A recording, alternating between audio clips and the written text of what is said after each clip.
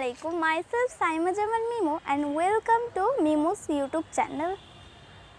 So guys, আজকের এই ভিডিওটি অনেক বেশি ইন্টারেস্টিং, কারণ আজকে হচ্ছে মিমির ছোট থেকে যা যা হয়েছে ওর সাথে, ও হারিয়ে যাওয়ার পরে কি হয়েছে, কিভাবে হারিয়ে গিয়েছিল, সেই সমস্ত বিস্তারিত তথ্য দেব আজকে আপনাদেরকে। সো গাইস, হচ্ছে 10ই মে, ওই দিন হচ্ছে একটা স্পেশাল দিন, কারণ ওই দিন হচ্ছে মিমি আমাদের পরিবারে আসে। তো তখন আমার খুব বিশ্বাসই হচ্ছিল না যে আমাদের একটা টিয়া পাখি এসেছে। আসলে ছোট থেকেই আমার একটা ইচ্ছা ছিল যে আমি টিয়া পাখি পুষবো, আমার ঘরে একটা টিয়া পাখি থাকবে। তো আমার ইচ্ছাটা পূরণ হয়েছে, আমি অনেক খুশি হয়েছি আলহামদুলিল্লাহ।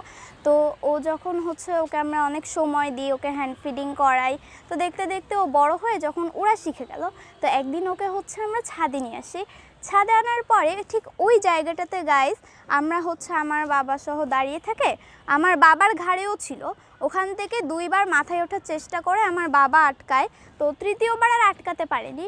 তৃতীয়বার তখন হচ্ছে ও ফ্লাই করে ওই সাইডগুলো দিয়ে 2-3বার ঘুরে এসে এইখান দিয়ে গিয়ে ওই তেঁতুল গাছটাতে গিয়ে বসে। তখন ওই তেঁতুল গাছটা এই সাইডে ছিল। তো ওইখানে এসে বসার পরে হচ্ছে ওকে আমরা নিই। তো তখন আমরা একটা জিনিস বুঝতে পারলাম যে ও আমাদের কিছুটা পোষ মেনেছে, এবং আমাদের যে বিল্ডিংটা এবং যে এলাকাটা সাইডটা সেটাও চিনতে পেরেছে। তো যার কারণে আমরা অনেক খুশি হই, এবং ওকে আমরা তখন আগে থেকেই হচ্ছে প্রতিদিন ছাদে নিয়ে আসতাম, হারনেস ছাড়াই আনতাম, তখন ঘোরাফেরা করাতাম। তো এরপর থেকে ওকে আর আমরা ছাদে আনিনি। তো ওর হচ্ছে এরপরে এগিয়ে গিয়ে আমরা ও ডানাটা ট্রিম করে দিয়েছিলাম কোরবানি ঈদের 2 দিন পরে। তো কোরবানি ঈদের 2 দিন পরে ডানাটা ট্রিম করার পর আবার 2 দিন পরে ওকে হচ্ছে তখন ছাদে আনি। ওই দিন আম্মু বলেছিল আমাকে যে ওর হারনেসটা পরিয়ে নিয়ে যাও, ও যদি ফ্লাই করে হারিয়ে যেতে পারে। তো তখন আম্মুর কথা না শুনে ওকে হারনেস ছাড়াই ছাদে নিয়ে আসি। আনার পরে হচ্ছে ওকে উপরের ছাদে নিয়ে আব্বুর সাথে দেখা করানোর জন্য।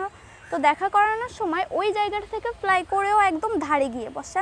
তো ধারে গিয়ে বসার পরে তো প্রথমেই বুঝতে পারলাম যে ও উড়ে যাওয়ার চেষ্টা করছে। তো তখন একটু ভয়ে ভয়ে হচ্ছে ওকে নিয়ে গিয়ে আমি ওই ছাদে নিয়ে যাই। গাইস, ওখান থেকে দেখো ওইদিকে, আমার সাথে আসো। তো গাইজ, আমি হচ্ছে ছাদের এই চৌকিটার মাঝখানের এখানে আসি। তো ওকে আমি একটু শক্ত করে ধরে রেখেছিলাম। তো ওখান থেকেও ফ্লাই করে। গাইজ, ফ্লাই করার সাথে সাথে আমি তো প্রচণ্ড ভয় পেয়ে দৌড় দিই ওকে ধরার জন্য।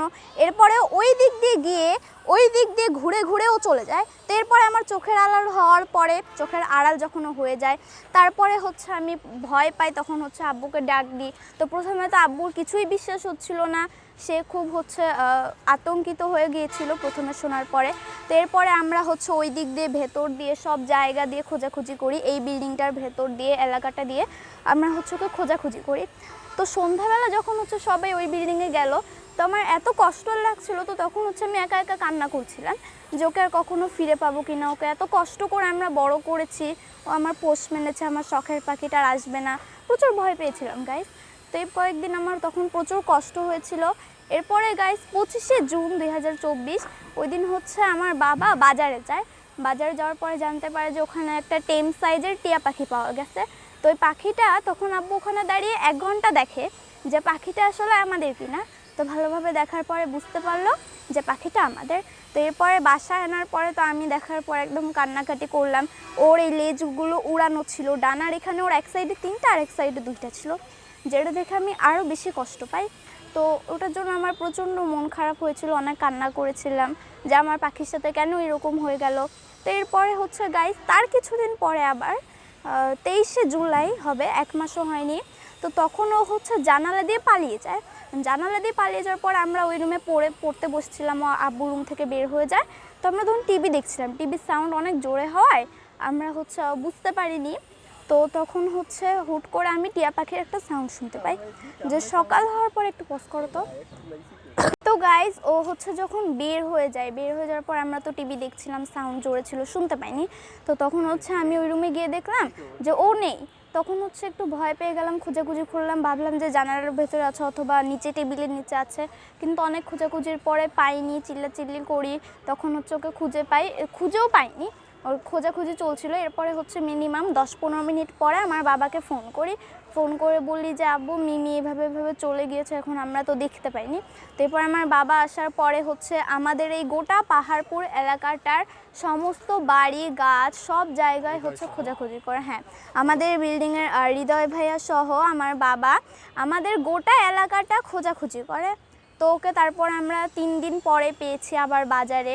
তো হচ্ছে আসলে হয়েছিল হয়তো এরকম হয়েছিল যে ও পড়ে গিয়েছিল কোথাও, তারপরে হয়তো কেউ নিয়ে গিয়ে ওকে বাজারে বিক্রি করে দিয়েছিল, তারপরে হচ্ছে আমাদের কাছে আবার ফেরত এসেছে।